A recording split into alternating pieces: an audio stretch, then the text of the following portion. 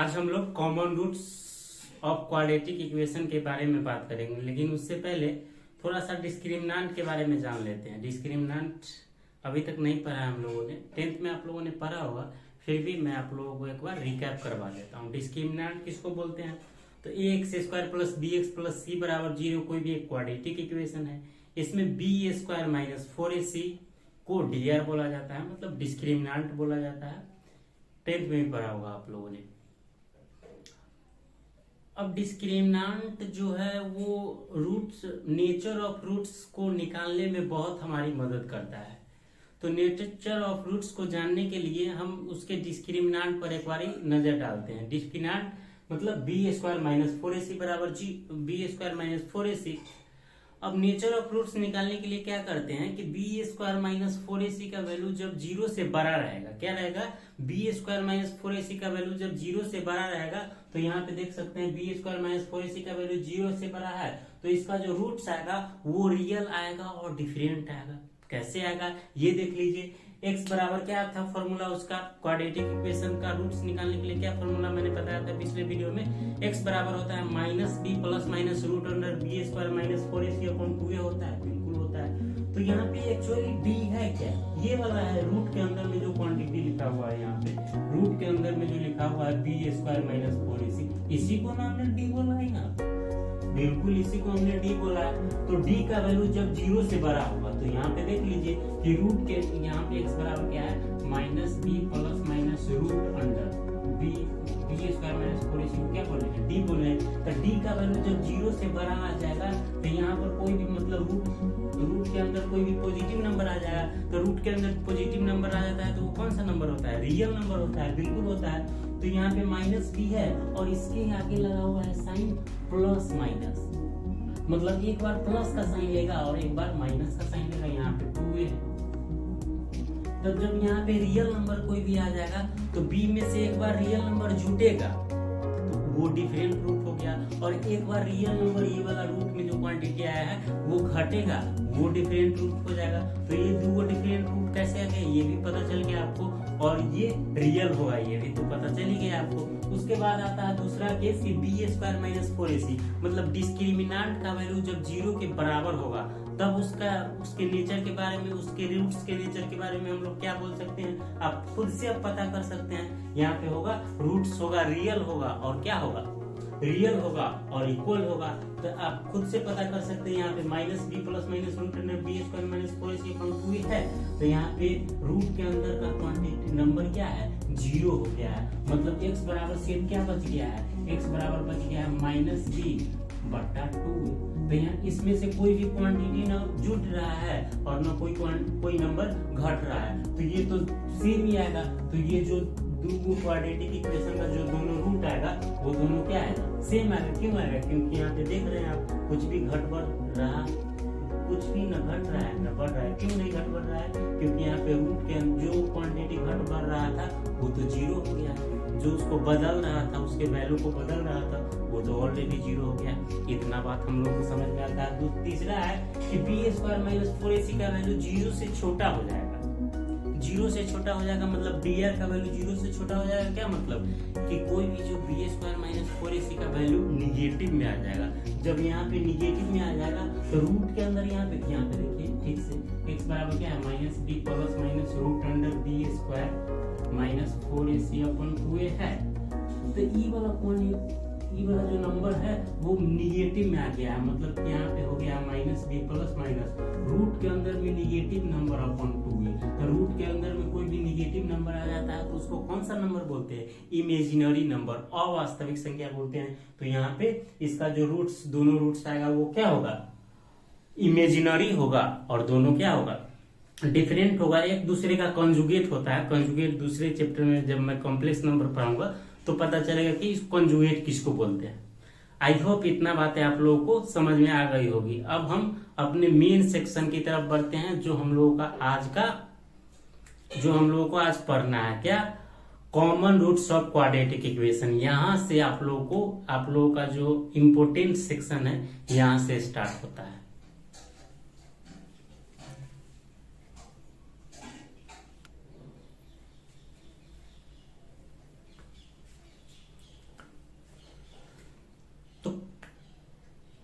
तो हम अपने मेन सेक्शन की तरफ बढ़ते हैं।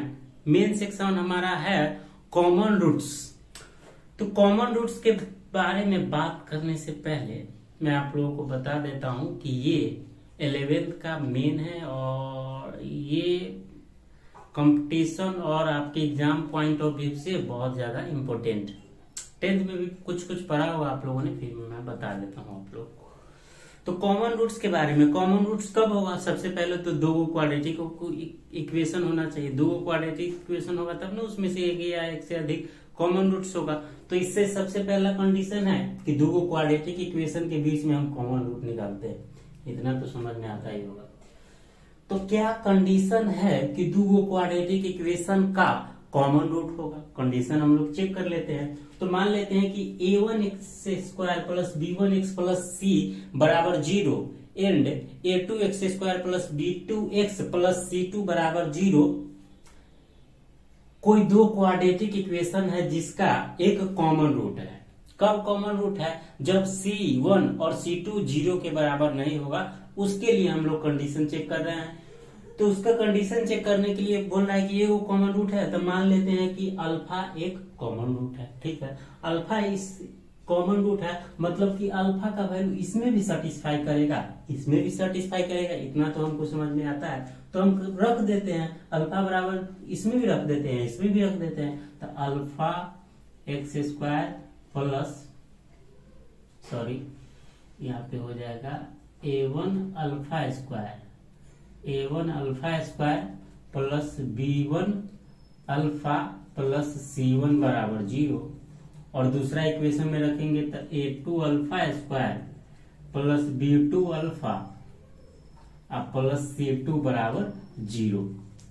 इतना तो हम लोगों को समझ में आता है। अब क्या करेंगे, यहां से हम लोग इस दोनों इक्वेशन को, ये इक्वेशन फर्स्ट हो गया, ये इक्वेशन सेकेंड हो गया, तो दोनों इक्वेशन को सोल्व करके और अल्फा की वैल्यू निकालने की कोशिश करेंगे। इस प्रकार का इक्वेशन आप लोगों ने जरूर सोल्व किया होगा। इसको हम लोग डिटर्मिनेंट की मदद से सोल्व करते हैं। फिर भी मैं यहाँ पे आप लोगों को अभी बता देता हूँ, बाद में बताऊंगा कि कैसे निकालते हैं।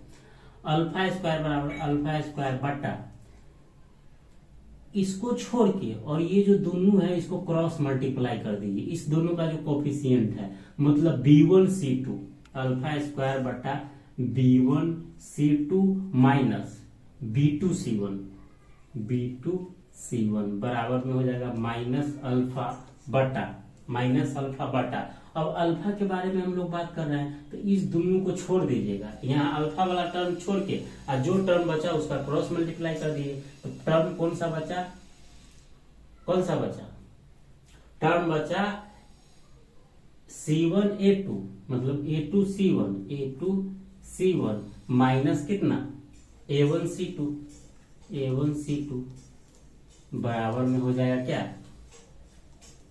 अब तो कोई भी वेरिएबल क्वांटिटी बचा नहीं, तो हम मान लेते हैं 1 बटा। अब इस कांस्टेंट के लिए कांस्टेंट को छोड़ के बाकी दोनों का ले लीजिए। दोनों का जो कोफिशिएंट है उसको क्रॉस मल्टीप्लाई कर दिए, कांस्टेंट को छोड़ दिए तो a1b2 minus a2b1। I hope ये जो मैंने अभी किया है आप लोगों को समझ में आया होगा। क्या किया हम सबसे पहले, तो ये दो क्वाड्रेटिक इक्वेशन हमको दिया हुआ था जिसमें हम लोगों को पता चल रहा है कि इसमें भी अल्फा है, इसमें भी अल्फा है। मतलब ये दोनों इक्वेशन का सहारा लेकर के हम लोग अल्फा का वैल्यू निकाल सकते हैं। तो कैसे निकालेंगे? तो इसको डिटर्मिनेंट की मदद से इसको सोल्व किया जाता है। तो मैंने क्या किया है यहाँ पे, मैंने बाद में कैसे ये आता है वो तो मैं बाद में बता दूंगा, लेकिन ये यहाँ पे समझिए ये कैसे मैंने यहाँ पे लाया। तो सबसे पहले अल्फा स्क्वायर को हम मानकर चलते हैं, उसका वैल्यू लिखते हैं। तो अल्फा स्क्वायर को ले लिए, अल्फा स्क्वायर यहाँ लिख देंगे। तो अल्फा स्क्वायर वाला टर्म को छोड़ देंगे और जो भी टर्म बचेगा ना उसको हम लोग क्रॉस मल्टीप्लाई कर दिए हैं। तो b1c2 माइनस b2c1 बुझा रहा है। उसके बाद हम यहाँ पे हमको माइनस लगा देना है, लगा दिए हैं। उसके बाद क्या है कि अल्फा वाला टर्म ले लिए हैं, तो अल्फा वाला को छोड़ देना है। तो ये दोनों में अल्फा है, तो ये दोनों को हम छोड़ दिए हैं। बचा कौन? तो A2C1 बचा, तो A2C1 minus A1C2 minus A1C2 cross multiply करते गए हैं। उसके बाद ई अल्फा वाला का काम हो गया, उसके बाद इतना गुने 1 इतना गुने 1 लिख सकते हैं कि नहीं? बिल्कुल लिख सकते हैं। तो आप कांस्टेंट वाला टर्म को क्या किए हैं कि कांस्टेंट वाला टर्म को अब ले रहे हैं, तो कांस्टेंट को छोड़ दीजिए, तो बचा कौन? तो A1B2, तो A1B2 और माइनस A2B1। आई होप ये बातें आप लोगों को समझ में आ गई होगी।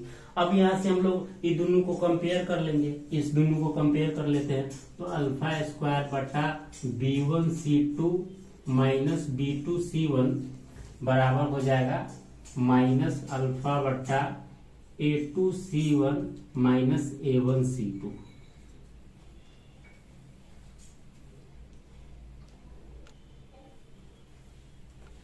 आ रहा है ना समझ में? सॉरी यहाँ पे माइनस नहीं होगा। माइनस क्यों नहीं होगा ये मैं बता देता हूँ। अगर यहाँ पे अल्फा वाला लिए हैं, अगर हम यहाँ से किए हैं, इसके बाद वाला स्टार्ट किए हैं तो माइनस नहीं लेंगे, लेकिन हम लोग यहाँ से स्टार्ट करते हैं अल्फा वाला लेके A1C2 माइनस A2C1 करते, तो अब यहाँ पे माइनस नहीं लेते। आ रहा है ना समझ में? माइनस यहाँ पे नहीं लेंगे, ठीक है। इस दोनों को इक्वेट कर देते हैं, तो दोनों को इक्वेट कर दीजिएगा, इस समीकरण 1 आ जाएगा। और फिर एक और इक्वेट कर सकते हैं कि इस दोनों को इक्वेट कर दीजिएगा, तो अल्फा बट्टा A2C1 माइनस A1C2 बराबर में हो जाएगा 1 बट्टा A1B2 माइनस A2B1। आ रहा है ना समझ में? तो ये समीकरण 2 हो गया। तो समीकरण 1 और समीकरण 2 का वैल्यू निकाल करके आप अल्फा का वैल्यू यहाँ से भी निकाल ले सकते हैं, अल्फा का वैल्यू यहाँ से भी निकाल सकते हैं, जो आपको आसान लगे ये आप लोग कर सकते हैं। ये दोनों कर सकते हैं कि नहीं? तो इस दोनों इक्वेशन को तब तक सोल्व कीजिए, वीडियो को पॉज कीजिए, सोल्व कीजिए, तब आगे देखिएगा।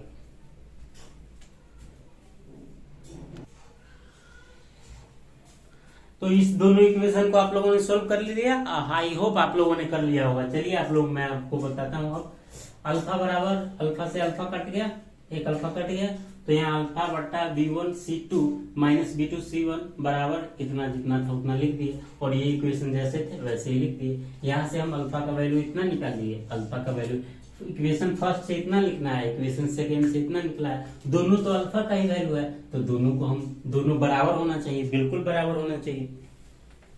दोनों अल्फा का वैल्यू है, दोनों बराबर होना चाहिए बिल्कुल। तो दोनों को हम लोग इक्वेट कर देते हैं। तो इक्वेट कर दीजिए, B1C2 माइनस B2C1 बट्टा हो जाएगा A2C1 माइनस A1C2 बराबर हो जाएगा A2C1 माइनस A1C2 बट्टा हो जाएगा A1B2 माइनस A2B1। होगा, बिल्कुल होगा। अब दोनों को क्रॉस मल्टीप्लाई कर दीजिएगा आप, तो आपका आ जाएगा B1C2 minus B2C1 into A1B2 minus A2B1 minus A2B1 बराबर हो जाएगा A2C1 माइनस A1C2 का स्क्वायर।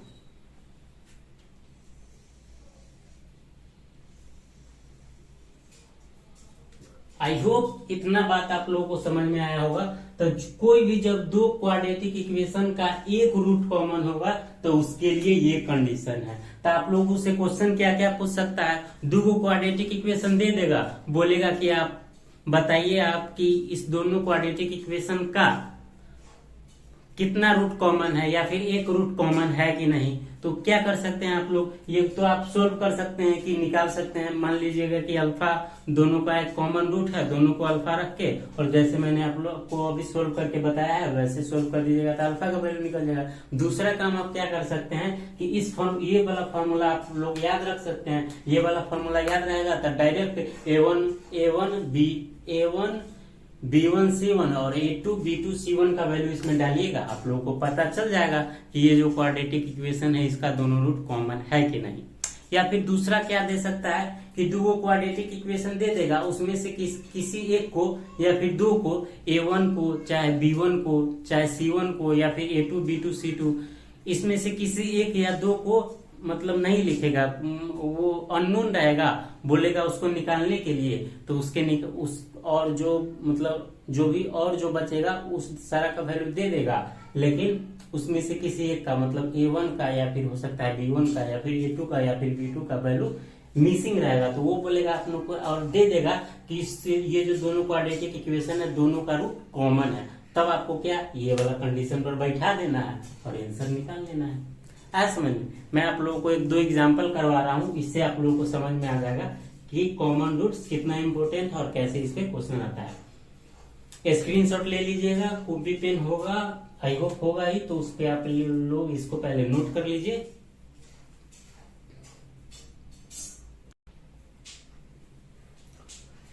अब एक क्वेश्चन हम लोग सोल्व करके देख लेते हैं। स्क्रीन को पॉज कीजिए और इस क्वेश्चन को सोल्व करने की कोशिश कीजिए। पॉज कर लिए? चलिए मैं अब सोल्व कर लिया होगा आप लोगों ने, अब मैं इसको सोल्व करता हूं। देख लीजिए, बोल रहा है कि determine the value of m for which equation इतना एंड इतना may have common root. Question है समझ में? बोल रहा है कि m के किस वैल्यू के लिए एक क्वाड्रेटिक इक्वेशन है 3x² प्लस 4mx प्लस 2 बराबर 0, और कोई दूसरा क्वाड्रेटिक इक्वेशन है 2x² प्लस 3x माइनस 2 बराबर 0। m के किस वैल्यू के लिए इस दोनों क्वाड्रेटिक इक्वेशन का एक कॉमन रूट निकलेगा? तो इसके लिए आप क्या कर सकते हैं, एक मेथड तो बता दिए हैं कि वो मान लीजिएगा कि m दोनों का कॉमन इसका भी और इसका भी एक रूट है, तो m का वैल्यू इसमें डाल दीजिएगा, इसमें डाल दीजिएगा, सोल्व करके निकाल सकते हैं। या फिर दूसरा है कि आपको ये वाला कंडीशन याद रहेगा तो डायरेक्ट वैल्यू आप डालिएगा और आंसर निकाल लीजिएगा। कर लेता हूं मैं। A1 का वैल्यू बताइए कितना है 3, B1 का 4m, B1 का है 4m और C1 का कितना है 2 है। A2 का बोल दीजिए 2 है, B2 का बोल दीजिए 3 है और C2 का बोल दीजिए कितना है -2 है। बिल्कुल है। अब क्या करना है, इसमें आपको वैल्यू डाल देना है। B1 C2, तो B1 कितना है भाई 4m, तो 4m गुने C2 कितना है -2 माइनस B2 C1, तो B2 कितना है 3 और C1 कितना है 2 इंटू A1 B2, तो A1 कितना है 3, B2 कितना है 3 माइनस A2 B1, A2 कितना है 2 और B1 कितना है 4m A2 B1। ठीक है, बराबर में कितना लिखना है हमको A2 C1, तो A2 कितना है 3 गुने C1 कितना है A2 C1 sorry A2 C1, A2 कितना है 2 है, A2 है 2 और C1 कितना है 2, A2 भी 2 और C1 भी 2, A2 C1 है ना, तो 2 माइनस A1 C2, A1 कितना है 3 और गुने C2 कितना है, C2 का वैल्यू है -2, तो -2 यहाँ पे डाल दीजिए और इसका स्क्वायर। अब इसको कैलकुलेट कर दीजिए। इसको मैं अभी रफ कर रहा हूँ, ठीक है, नहीं लिखा है तो लिख लीजिए जल्दी से। ठीक है, अब इसको कैलकुलेट कर दीजिए, इसमें तो कुछ है नहीं, तो हो जाएगा -8m -6 इंटू हो जाएगा कितना 9 -8m, 9 -8m बराबर हो जाएगा कितना 4 और 3 गुना 6, 6 4 10 100। अब कर लीजिए यहाँ से, इसको पहले इसे कर देते हैं तो -72m, फिर इसको इससे कर देते हैं तो कितना हो जाएगा माइनस प्लस 64m²।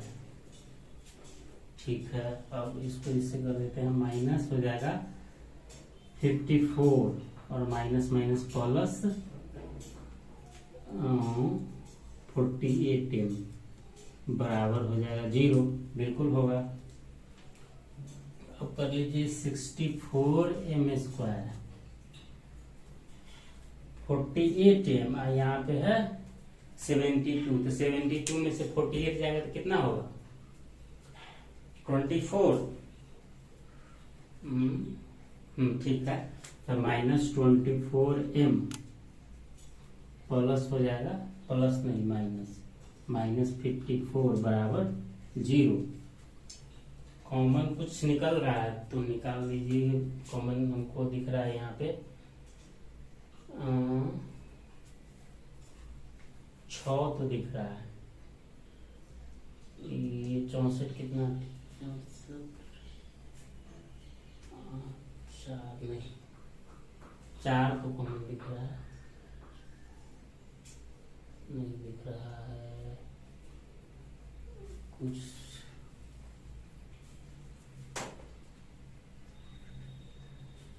अच्छा 2 दिख रहा है ना, 2 तो दिख ही रहा है, तो हो जाएगा 32m स्क्वायर -12m -27 बराबर 0।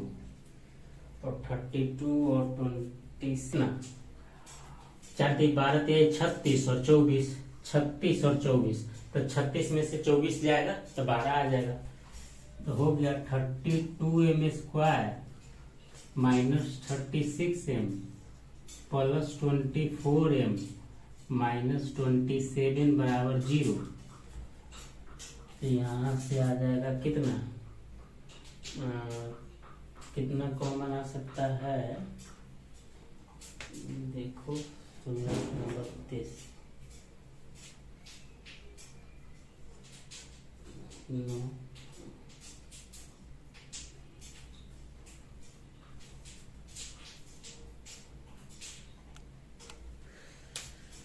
क्या कॉमन आ जाएगा, 4 कॉमन ले सकते हैं ना, 4m, तो 4m कॉमन ले लेंगे यहाँ पे, तो हो जाएगा 4m कॉमन ले लिए तो बच गया कितना, बच गया 8m माइनस हो जाएगा 9 चौक 36 9 प्लस यहाँ से आ जाएगा कॉमन 3 कॉमन आ जाएगा तो 8m -9 बराबर 0। तो यहाँ से हो गया 8m -9 और इंटू हो गया कितना 4m + 3 4m + 3। तो m बराबर वो वैल्यू आ जाएगा 9/8 और एक वैल्यू आ जाएगा कितना -4/3।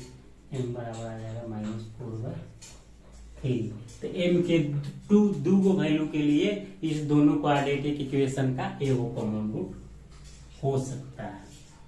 आ गया समझ में, ये कुछ नहीं था, थोड़ा सा इसका फैक्टराइजेशन लेनी था। आई होप ये बातें आप लोगों को समझ में आ गई होगी कि कॉमन रूट्स पे क्वेश्चन कैसे पूछा जाता है और इसको सोल्व कैसे करते हैं। कॉमन रूट्स का एक थोड़ा सा और बच गया पार्ट, उसको मैं अभी बता देता हूँ। आई होप ये क्वेश्चन आप लोगों को समझ में आया होगा। जल्दी जल्दी स्क्रीनशॉट ले लीजिए, मैं रख।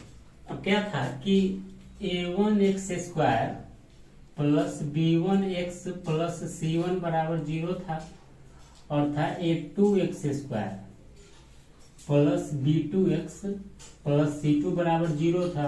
अब मान लेते हैं कि c1 बराबर c2 बराबर 0 है, तब कॉमन रूट के लिए क्या होगा, तो a1x² + b1x बराबर 0 है, यहाँ भी है a2x² + b2x बराबर 0 है। मान लेते हैं कि अल्फा दोनों का कॉमन रूट है, अल्फा भी द कॉमन रूट।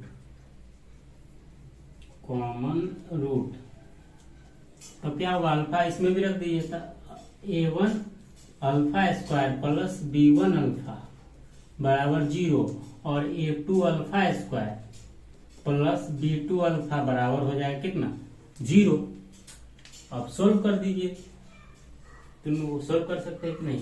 यहाँ से आ जाएगा अल्फा कॉमन, अल्फा तो अल्फा बराबर 1 तो 0 आ जाएगा, और यहाँ किससे हो जाएगा a1 अल्फा + b1 बराबर 0 और एक आ जाएगा a2 अल्फा + b2 बराबर 0 होगा ना। तो अल्फा बराबर हो गया -b1/a1 और यहाँ से भी अल्फा बराबर हो जाएगा -b2/a2। मतलब दोनों कंडीशन को मिला दीजिएगा, अल्फा ए भी है तो दोनों बराबर होना चाहिए, तो -b1/a1 बराबर -b2/a2। तो 4 कॉमन रूट कंडीशन क्या हो जाएगा, कंडीशन हो जाएगा कॉमन रूट के लिए क्या कंडीशन हो जाएगा, माइनस माइनस कर दीजिए दोनों तरफ। तो a2b1 बराबर होना चाहिए कितना, a1b2, या फिर बोल सकते हैं कि a2b1 माइनस a1b2 बराबर कितना होना चाहिए, 0 होना चाहिए। तब ये दोनों क्वाड्रेटिक इक्वेशन जो होगा उस दोनों का रूट कॉमन होगा। सिंपल है। आई होप ये बातें आप लोगों को समझ में आ गई होगी। तो वीडियो काफी लंबा हो रहा है, आज के लिए बस इतना ही। मिलते हैं अपने नेक्स्ट वीडियो में, तब तक के लिए thank you, see you, have a good day, bye bye. हाँ, एक बात और, ये बात आप लोगों को समझ में आई होगी तो कमेंट में कुछ क्वेश्चन पड़ा होगा, आप लोग उसका प्रैक्टिस कर लीजिएगा। जो इस क्वेश्चन में भी डाउट आएगा वो आप मुझे कमेंट में बता सकते हैं, मैं 100% उसका रिप्लाई करूंगा। और जो भी प्रॉब्लम आएगी अगर आप लोग पूछिएगा तो मैं उसको, जो भी क्लास नेक्स्ट लेक्चर लूंगा जिसमें आप लोग पूछिएगा तो मैं आप लोगों को उसमें उसका एक्सप्लेनेशन आंसर दे दूंगा। ठीक है, मिलते हैं अपने नेक्स्ट लेक्चर में।